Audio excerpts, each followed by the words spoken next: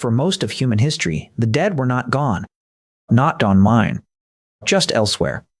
They were buried with flowers, painted in red ochre, curled up like sleeping children, sometimes facing the sunrise, sometimes facing the cave wall, sometimes holding tools they would supposedly need again. No churches, no scriptures, no priests in robes. And yet, tens of thousands of years before any religion you've heard of, your ancestors were already certain of one thing. Death was a journey, not an ending. But here's the better question this video is really about. What exactly did they think happened on the other side of that journey? Because the answer is stranger, older, and far more human than you'd expect. To understand it, you have to understand something first. For most of our history, our ancestors had no books, no clocks, and no calendars. What they had was darkness. Long, cold, sound-filled darkness. And in that darkness, the dead never quite stayed dead. Imagine you're a Paleolithic human, somewhere on the edge of an Ice Age plain. Your grandmother dies in the night. You wake up beside her body. She looks like she's sleeping. Her skin is still warm in places. But she does not respond to her own name. To an ancient mind, this is not a medical event. It is a riddle. Where did the thing that made her actually go? That single question, older than language, older than fire circles, is probably the oldest philosophical question our species ever asked. And the archaeological record suggests we've been answering it for at least 100,000 years. The oldest intentional human burials we know of come from places like Skul and Kafsa in what is now Israel. The bodies were carefully arranged. Some were sprinkled with red ochre, a pigment that may have symbolized blood, life, or rebirth. Some were buried with animal bones placed gently in their hands. These weren't bodies dumped to rot. These were people being prepared for something next. And that next is the thread we're going to pull. Because across continents and tens of thousands of years, ancient humans kept reaching the same handful of answers. The first answer was the simplest one. The dead are still here, they just changed addresses. In many early societies, the dead were buried directly under the floor of the family home. In places like Ekatol-Hodiok in ancient Anatolia, archaeologists found generations of ancestors tucked under the sleeping platforms. Picture that for a moment. You sleep, eat, argue, and raise your children directly above your grandparents' bones. To us, that sounds unsettling. To them, it was the opposite of unsettling. It meant Grandma was still in the room. She could still hear you. She could still be angry if you misbehaved. She could still bless the new baby. For these people, the afterlife wasn't a faraway kingdom. It was the dirt under their feet. The second answer was a little stranger. The dead don't leave, they transform. Across Ice Age Europe, ancient hunters left behind something called secondary burials. They would bury a body, wait for the flesh to disappear, then carefully dig up the bones.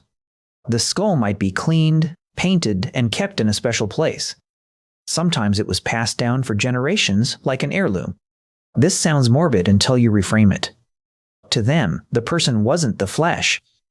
The person was the bone, the essence, the durable part. And that essence could be carried, consulted, even spoken to. Some researchers believe this is where the very idea of ancestors was born.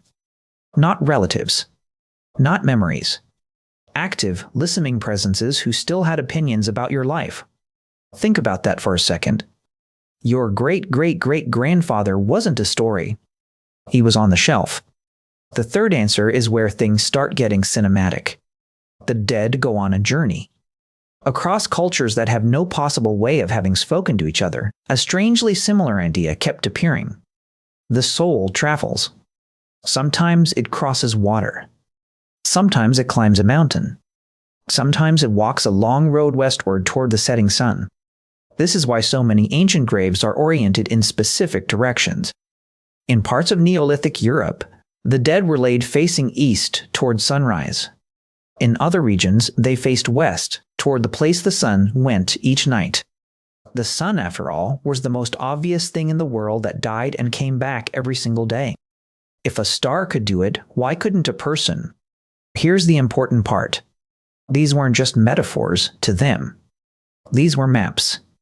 The grave goods buried with the dead, tools, food, beads, weapons, sometimes even shoes, weren't sentimental gifts.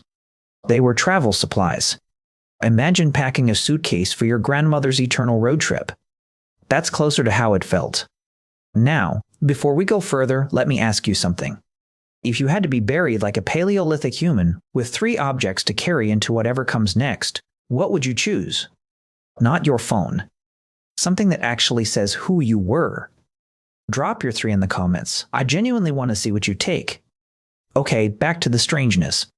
Because there's a 4th answer, and this one is the one most modern people don't expect. The dead are dangerous. For a huge portion of human prehistory, the afterlife wasn't a warm reunion. It was a security problem. Many ancient burials show signs of what archaeologists carefully call deviant practices. Bodies pinned down with heavy stones. Skulls separated from the body. Limbs deliberately broken or rearranged. Mouths stuffed, B2. Feet bound. This wasn't cruelty. It was caution. If the dead could still think, still want, still hunger, then some of them might want to come back. And not in a good way. The terrifying figure we later call a revenant, or much later, a vampire, seems to have very old roots. For most of human history, death wasn't just sad. It was a doorway, and doorways swing both ways. So you helped your loved ones go in the right direction, and you made very sure they couldn't come back through. This is where ancient belief and ancient psychology start to fuse into something fascinating. Because there's a well-studied tendency in the human mind, called the hyperactive agency detection idea, sometimes discussed as HAD. The short version is this. Human brains are wired to assume that ambiguous things are caused by some kind of intentional agent. A rustle in the grass. A creak in the dark. A shadow at the edge of camp. Our brains default to, someone did that because in a dangerous world, that error costs less than the opposite one. Now combine that wired-in tendency with the death of someone you loved. You hear their voice in dreams. You see them out of the corner of your eye. You feel them in the room. Your brain, doing exactly what evolution designed it to do, fills in an answer. They're still here. They just don't have a body anymore. In a very real sense, the afterlife may have been one of the very first things human cognition was guaranteed to invent. Which brings us to the 5th and oldest answer of all. The dead become part of the world.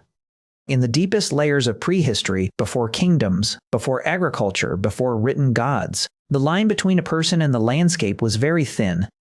An ancestor could become a mountain, a river, a constellation, a particular tree on the ridge above camp. If you've ever stood somewhere wild and felt watched, that feeling is older than any religion. Some researchers think the very first sacred sites on Earth were not temples but graves, a place where someone important had returned to the land. Over generations, that grave became a marker. The marker became a meeting point. The meeting point became holy ground. And tens of thousands of years later, we built cathedrals on top of those same instincts. Now zoom out for a moment. Look at what these 5 answers have in common. The dead are still here. The dead transform. The dead travel. The dead are dangerous. The dead become the world. Notice what's missing. There's no single original heaven. No single original hell. No fiery judgment, no pearly gates, no afterlife exam at the end. Those came much later, with cities, kings, and writing. The earliest human afterlife was something far quieter and arguably far more intimate.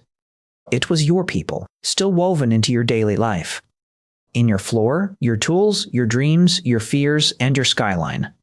For most of human history, you didn't have to imagine the afterlife. You lived inside it. And here's the part that quietly haunts me. We still do. Right now, somewhere on your phone, there is a photo of someone who has died. When their birthday comes around, your chest tightens a little. When you hear a sound they loved, your throat does something strange. When you smell their perfume on a stranger, time briefly breaks. That isn't sentimentality. That's a 100,000-year-old operating system, still running in your skull. The same software that made a Paleolithic mother arrange flowers around her child's grave. The same instinct that made an Ice Age clan paint their grandfather's skull in ochre. The same wiring that made our ancestors look up at the western horizon and quietly believe that someone they loved had just gone ahead. You inherited all of it. Every time you visit a grave.